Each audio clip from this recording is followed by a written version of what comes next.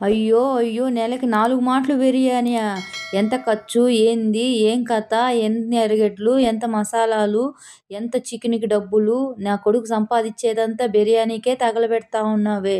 అయ్యో! అయ్యో! సంసారాన్నే గుల్ల చేసేస్తున్నారే! ఈ డైలాగు నేను చెప్పింది సూర్యకాంతం గారు చెప్పిన డైలాగ్ వాయిస్‌లాగా చెప్పాలని ట్రై చేశాను. ఎలా ఉందో కామెంట్ చేయండి. మీకు ఈ విషయం తెలుసా? అప్పుడు కాలంలో అత్తలంతా ఇలాగే అనేదంట. ఎప్పుడైనా ఏదైనా తినేదానికి చేసుకున్నా, లేదంటే ఇంట్లో పదే పదే ఏదైనా వండుకొని తింటా ఉన్నా అత్తలు ఇలాగే అనేదంట. ఎంత డబ్బు? ఎంత కథ? ఏందనేది అనేదంట అత్తలైతే. ఇప్పుడు కాలంలో అలా అయితే లేదు. అత్తలు బాగా సపోర్ట్ అయితే ఇస్తారు. సంపాదిచ్చేదెందుకు? తినేదానికే గదా!